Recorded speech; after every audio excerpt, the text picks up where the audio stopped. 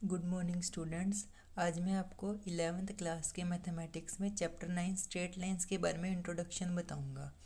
ये 2 part introduction रहने वाला है। फर्स्ट पार्ट में हम 9 टू लेके +1 तक का कुछ पार्ट कवर करेंगे।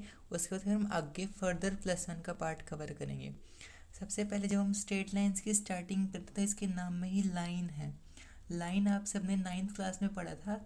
लाइन कैसे बनती है? पॉइंट्स के कॉम्बिनेशन से बनती है। बहुत ज़्यादा जब पॉइंट्स आपस में कंबाइन करते हैं तो एक लाइन की फॉर्मेशन होती है। और लाइन कभी भी रुकती नहीं है, लाइन इंफिनिटी तक चलती रहती है। ठीक है। लाइन में क्या होता है, कोई भी एंडिंग पॉइंट नहीं होता और ये इंफिनिटी तक दोनों तरफ से चलती रहती है। और इसको हम इस तरीके से डोनेट करते हैं। जो हम नोटबुक्स पे बनाते हैं वो भी लाइन सेगमेंट बनाते हैं। इनफैक्ट अगर मैंने ऐसे लिख दिया ना, ये जो मैंने ये डायग्राम बनाया, ये सिर्फ लाइन का सेगमेंट है, लाइन का पार्ट है इधर। ठीक है। ये लाइन सेगमेंट आपके साथ यहाँ पे बना रखा है मैंने। लाइन हमेशा ऐसे बनती है, लाइन के कोई एंडिंग पॉइंट नहीं होते। ठीक है। उसके बाद हमने कोऑर्डिनेट ज्योमेट्री पढ़ा था 9th क्लास में। चैप्टर कोऑर्डिनेट ज्योमेट्री में हमने यहाँ पे क्या पढ़ा था, जब छोटी क्लासेस में होते तो हम 2 एक्सिस के बारे में पढ़ते हैं, एक्स एक्सिस और वाई एक्सिस। ये एक्सिस आपस में दोनों परपेंडिकुलर एक्सिस होती हैं, 90 डिग्री के एंगल पे ये एक्सिस वहाँ पे प्रेजेंट होते हैं। तो जब दो परपेंडिकुलर लाइंस आपस में मिलती हैं तो एक तरह से एक प्लेन की फॉर्मेशन होती है, जिसे हम कार्टेशियन प्लेन बोलते हैं। कार्टेशियन प्लेन में हमने कोई भी पॉइंट को रिप्रेजेंट करने के लिए 2 कोऑर्डिनेट्स का यहाँ पे यूज़ किया है, X coordinate and Y coordinate. ठीक है। 2 डायमेंशनल ज्योमेट्री जब हम पढ़ते थे तो उसमें 2 एक्सिस पढ़ते थे, एक्स एक्सिस और वाई एक्सिस। एक्स एक्सिस कौन सी एक्सिस होती थी? Horizontal axis. वाई एक्सिस कौन सी एक्सिस होती थी? Vertical axis. ठीक है। अब कोई भी पॉइंट है तो हम इसे कैसे रिप्रेजेंट करेंगे? जो यहाँ पे मैंने आपको पॉइंट बताया ना, x comma Y, 9th class में ना हम यहाँ पे एक्स कोऑर्डिनेट को एब्सिसा बोलते थे, वाई कोऑर्डिनेट को हम ऑर्डिनेट का नाम देते थे यहाँ पे। ठीक है। अब उसके बाद यहाँ पर ना इन पॉइंट्स की वजह से यहाँ पे हमारे पास इस कार्टेशियन प्लेन में 4 पार्ट्स बनते हैं, जिनको हम क्वाड्रेंट का नाम देते हैं। वो 4 क्वाड्रेंट कौन से थे? First quadrant, second quadrant, third quadrant and fourth quadrant. First quadrant के अंदर एक्स भी पॉजिटिव है, वाई भी पॉजिटिव रहेगा। सेकंड क्वाड्रेंट के अंदर एक्स यहाँ पे नेगेटिव है, वाई पॉजिटिव है। उसके बाद थर्ड क्वाड्रेंट के अंदर एक्स भी नेगेटिव होगा, वाई भी नेगेटिव होगा। फोर्थ क्वाड्रेंट के अंदर एक्स पॉजिटिव, वाई नेगेटिव। तो पॉइंट्स जैसे हमें लिखा होगा हम वहाँ से बता देंगे कौन सा पॉइंट कौन से क्वाड्रेंट में लाई करेगा। ठीक है। उसके बाद 9th क्लास में हम और चीज़ें पढ़ते थे कि अगर x इक्वल टू समथिंग है या y इक्वल टू समथिंग है तो वो लाइन्स कैसे बनती है। जब भी x इक्वल टू समथिंग होगा तो वो लाइन हमेशा y एक्सिस के पैरेलल बनने वाली है। क्यों? क्योंकि देखो x equal to 2, X equal to 2 का मतलब क्या है? वो लाइन जो y एक्सिस के पैरेलल होगी और ये लाइन 2 यूनिट्स की डिस्टेंस पे होगी x इक्वल टू में। जैसे आप देखो यहाँ पर ये गैप तो सेम ही है ना, तो x की वैल्यू तो 2 ही रहने वाली है। क्या चेंज हो रहा है? y की वैल्यू 0, y की वैल्यू 1, y की वैल्यू 2। तो ये डिस्टेंस हमेशा सेम रहेगा, y की वैल्यू बदलेगी। तो ये हमेशा parallel to y axis line आती है। y इक्वल टू 4 कैसी बनेगी? y की वैल्यू फिक्स 4 है यहाँ पर, y की वैल्यू 4 ही रहने वाली है। y जितना है y की वैल्यू 4 ही रहेगी। कौन बदल रहा है? x बदल रहा है। जैसे यहाँ पे x 0 है, फिर 1 है, फिर 2 है। ठीक है। तो यहाँ पे y की वैल्यू 4 के लिए ऐसी लाइन आती है ये। ठीक है। उसके बाद अगर बाई चांस हमारे पास यहाँ पर, अब नेक्स्ट कॉन्सेप्ट हम शुरू करेंगे 10th क्लास का। 9th क्लास में हमने इतना ही पढ़ा कोऑर्डिनेट ज्योमेट्री के बारे में, कोऑर्डिनेट्स कैसे बनते हैं, 2 एक्सिस होती है, एक्स एक्सिस वाई एक्सिस। एक line x equal to something है तो कैसी लाइन होगी, y इक्वल टू समथिंग है तो कैसी लाइन होगी। ठीक है। उसके बाद अब हम यहाँ पे 10th में जब हम आए थे तो हमने डिस्टेंस फॉर्मूला पढ़ा था। डिस्टेंस फॉर्मूला से हम क्या कर सकते हैं, 2 पॉइंट्स के बीच का डिस्टेंस निकाल सकते हैं। जैसे मान लो ए पॉइंट हमने लिया x1, y1 उसके कोऑर्डिनेट्स, बी हमने पॉइंट लिया x2, y2। तो इन 2 पॉइंट्स के बीच में डिस्टेंस कैसे निकलेगा वो निकालने के लिए हमारे पास फॉर्मूला होता है डिस्टेंस फॉर्मूला। वो डिस्टेंस फॉर्मूला हम कैसे यूज़ करते हैं, रूट में x2 माइनस x1 का whole square plus y2 minus y1 का होल स्क्वायर। ठीक है।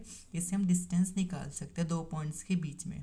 उसके बाद अगला केस आता है ओरिजिन का, जब हम स्पेशल केस ले लेते हैं। ओरिजिन के लिए मान लो एक तो कोऑर्डिनेट हमारे पास x, y है और ओरिजिन के कोऑर्डिनेट्स तो हमेशा 0, 0 ही रहेंगे। उस केस में जो डिस्टेंस होगा AO, 2 पॉइंट्स के बीच में जो डिस्टेंस होगा AO, या फिर ओ ए, बात एक ही है। उसको निकालने के लिए क्या फॉर्मूला बन जाएगा, x2 माइनस x1 का होल स्क्वायर, यानी कि x माइनस जीरो का whole square plus y minus zero का होल स्क्वायर।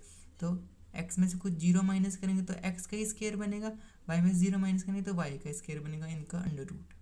ठीक है। नेक्स्ट उसके बाद सेक्शन फॉर्मूला हमने पढ़ा था। पहला कॉन्सेप्ट हम 10th में डिस्टेंस फार्मूला का पढ़ के आए थे। उसके बाद हमने कॉन्सेप्ट पढ़ा था सेक्शन फार्मूला का।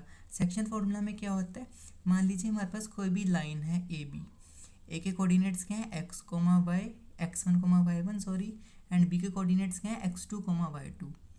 अब इससे एक लाइन बन गई है।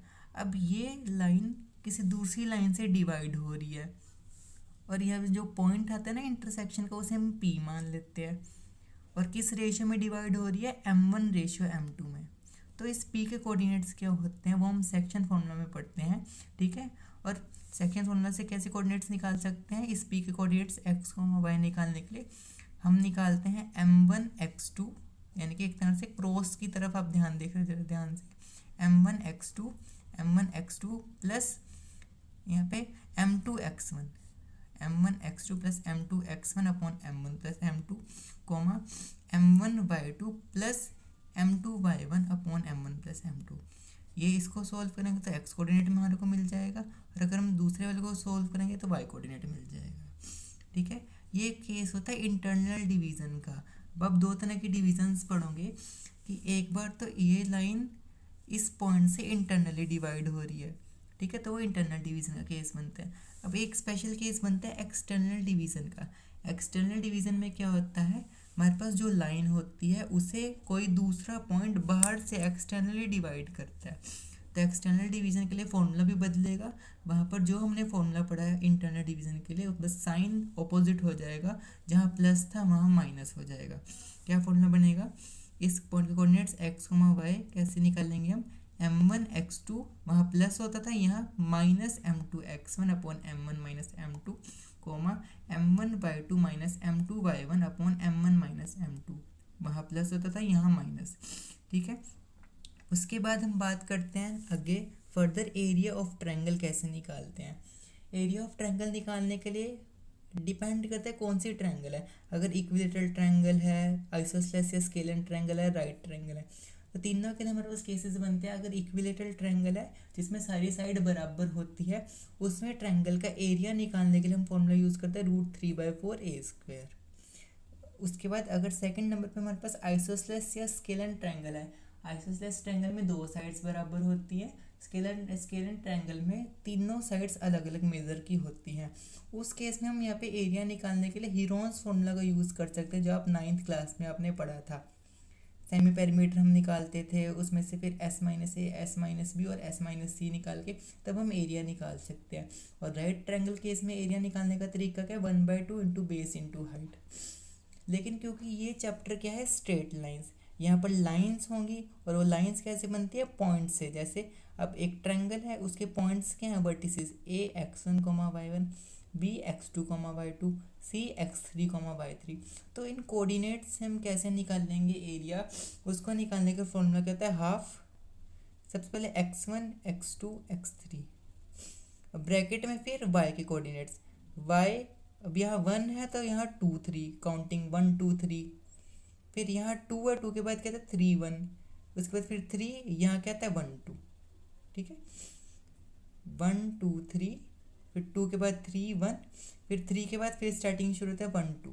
तो ऐसे आपने निकालना है। ठीक है, 1/2 x1 x2 x3 sign plus का, उसके बाद यहाँ पर 1 के बाद 2 आता है, फिर 3, 2 के बाद 3 आता है, फिर 1, 3 के बाद 1 आता है, फिर 2। ऐसे आप एरिया ऑफ ट्रायंगल निकाल लोगे। ठीक है। उसके बाद नेक्स्ट कॉन्सेप्ट है जो आप 11th क्लास का स्टडी करोगे, slope of A line. Slope of A line कैसे निकालते हैं, स्लोप ऑफ लाइन को रिप्रेजेंट करने के लिए सिंबल होता है m। अब स्लोप ऑफ लाइन का मतलब क्या होता है कि y की एक्सिस में कितना चेंज आ रहा है with respect to x axis. ठीक है, स्लोप ऑफ लाइन का मतलब क्या होता है कि y कितना बदल रहा है with respect to x axis. ठीक है, y की वैल्यूज कितनी बदल रही है, y एक्सिस में कितना चेंज आ रहा है with respect to x axis. उसके बाद अब स्लोप ऑफ लाइन निकालने के लिए हमारे पास जो फॉर्मूला होता है या मेथड होता है, अगर हमारे को एंगल पता है तो हम निकालेंगे M equal to tangent theta. Slope निकालने का तरीका क्या होता है, टेंजेंट थीटा, हम उससे स्लोप फाइंड कर सकते हैं। सेकंड मेथड हम पढ़ेंगे स्लोप निकालने का कैसे होता है। अगर हमारे को कोऑर्डिनेट्स पता है, मान लो दो पॉइंट्स हैं ए और बी। अब ए के कोऑर्डिनेट्स क्या है x1, y1, बी के कोऑर्डिनेट्स क्या है x2, y2। अब y में कितना चेंज आ रहा है, y1 से y2। चेंज को रिप्रेजेंट करने के लिए हमने y2 माइनस y1 लिखा। y2 माइनस y1, y के एक्सिस में कितना चेंज आ रहा है विद रिस्पेक्ट टू x की एक्सिस में कितना चेंज आ रहा है, x की एक्सिस में कितना चेंज आ रहा है x1 से x2, यानी कि x2 माइनस x1 इस चेंज को रिप्रेजेंट करेंगे तो हम ऐसे भी स्लोप निकाल सकते हैं। हम निकालने का यही हम तरीका ज़्यादातर यूज़ करते हैं कि y2 minus y1 upon x2 minus x1। ये तरीका भी इम्पोर्टेंट होता है स्लोप निकालने के जब हमारे पास एंगल गिवन है, और जो ये एंगल बनता है ना हमेशा एंटी क्लॉकवाइज डायरेक्शन बनेगा इस तरफ, और साथ में positive direction of x axis के साथ, एक्स की एक्सिस की पॉजिटिव डायरेक्शन के साथ ये एंगल बनना चाहिए। कभी भी वाई एक्सिस के साथ ऐसा एंगल नहीं बनेगा, ठीक है। जब भी वाई एक्सिस का कॉन्सेप्ट आएगा उसमें हमें एक्स एक्सिस का ऐड करना पड़ेगा, तब जाके हम वाई एक्सिस से शुरू करेंगे उस क्वेश्चन को। अब बाई चांस हम मान लेते हैं कोई हॉरिजॉन्टल लाइन है। हॉरिजॉन्टल लाइन क्या होती है, ऐसी लाइन जो एक्स एक्सिस के पैरेलल होती है। ये हमारे पास एक्स की एक्सिस है, ठीक है। अब इस एक्सिस से ये पैरेलल लाइन जा रही है। जो भी लाइन यहाँ पे हॉरिजॉन्टल लाइन क्या हो, वो लाइन जो एक्स एक्सिस के पैरेलल होगी। उस केस में थीटा कितना एंगल है यहाँ पर, ये लाइन क्या है 0 डिग्री के एंगल पे। और एम निकालने का तरीका क्या होता है, टेंजेंट थीटा। अगर हम यहाँ पे टेंजेंट 0 करें तो टेंजेंट 0 कितना होता है, टेंजेंट 0 तो 0 होता है, तो यहाँ से एम की वैल्यू 0 आती है हमारे पास, ठीक है। जब हॉरिजॉन्टल लाइन है तो एम 0 है, और अगर वर्टिकल लाइन है, वर्टिकल लाइन क्या होता है, वो लाइन जो वाई एक्सिस के पैरेलल होती है। उस केस में एंगल कितना बनेगा, एक्स की एक्सिस के साथ 90 डिग्री का एंगल बनेगा, और 90 डिग्री के एंगल में जो एम होता है वो टेंजेंट 90 यानी कि इन्फिनिटी हो जाएगा। उस केस में स्लोप नॉट डिफाइंड है वर्टिकल लाइन के केस में। उसके बाद मोस्ट इंपॉर्टेंट कॉन्सेप्ट यहाँ पर आता है पैरेलल और परपेंडिकुलर लाइंस का। पैरेलल लाइंस क्या होती है, दो लाइंस को हम परपेंडिकुलर कब बोलेंगे, बाई चांस ए बी और सी डी लाइंस है। अब इन दोनों लाइंस के बीच में हर पॉइंट्स के बीच में जो डिस्टेंस है वो बराबर है, तब इन दोनों को पैरेलल लाइन बोलेंगे। क्योंकि पैरेलल लाइंस के केस में क्या होता है, चाहे हम जो मर्जी पॉइंट्स ले लें, उन दो पॉइंट्स के बीच में जो डिस्टेंस रहेगा हर एक पॉइंट पे वो इक्वल रहने वाला है। तो ये पर पैरेलल लाइंस है, ठीक है। और पैरेलल लाइन से मान लो इसका स्लोप इस लाइन का m1 है और इस लाइन का स्लोप m2 है। तो जब भी लाइनें पैरेलल हैं और हमारे को स्लोप्स निकालने और हमें इसका मान लो पता है m1 की वैल्यू पता है, तो पैरेलल लाइन के केस में दोनों लाइनों के स्लोप बराबर होंगे, यानी कि जो स्लोप इस लाइन का होगा वही स्लोप इसी लाइन का होगा। m1 इक्वल टू m2 की कंडीशन आती है वहाँ पर। उसके बाद परपेंडिकुलर लाइंस, परपेंडिकुलर लाइंस क्या होती है, जो एक दूसरे को 90 डिग्री पे इंटरसेक्ट करती हैं। उस केस में मान लो ए बी का स्लोप m1 है, सी डी का स्लोप m2 है। तो जब लाइनें परपेंडिकुलर होती हैं तो स्लोप्स का प्रोडक्ट यानी कि m1 इंटू m2 माइनस 1 के बराबर होता है, ठीक है। और अगर बाई चांस हमारे को m1 की वैल्यू निकालनी है और मुझे m2 पता है, तो इस m2 को मैं डिवाइड में भेज दूंगा, तो मेरे पास m1 की वैल्यू आ जाएगी। ये चीज़ हम बहुत जगह यूज़ करें कि दो लाइंस पैरेलल हैं, क्वेश्चंस में ना वो मेंशन नहीं होता कभी कभार, और खुद ही निकालना पड़ता है कि वो कैसे स्लोप्स निकालेंगे लाइंस का। नेक्स्ट उसके बाद मैं आपको जो कॉन्सेप्ट बताने वाला हूँ, angle between the two lines, दो लाइंस के बीच में एंगल कैसे निकालते हैं जब स्लोप दो लाइनों का गिवन है। मान लो एक लाइन का स्लोप क्या है यहाँ पे m1, ये लाइन l1 है, इसका स्लोप m1 है, ये लाइन l2 है, इसका स्लोप m2 है। तो ये जो दो लाइंस हैं कि मुझे कितना एंगल बन रहा है वो निकालने का तरीका टेंजेंट थीटा होता है।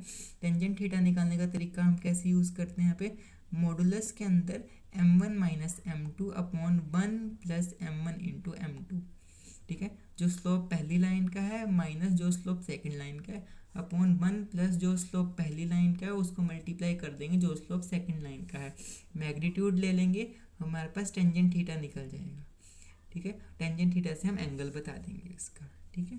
तो आज के लिए इतना ही, मैं आपको नेक्स्ट पार्ट जल्दी यहाँ पे इस चैप्टर का ला के दूंगा। Thank you so much.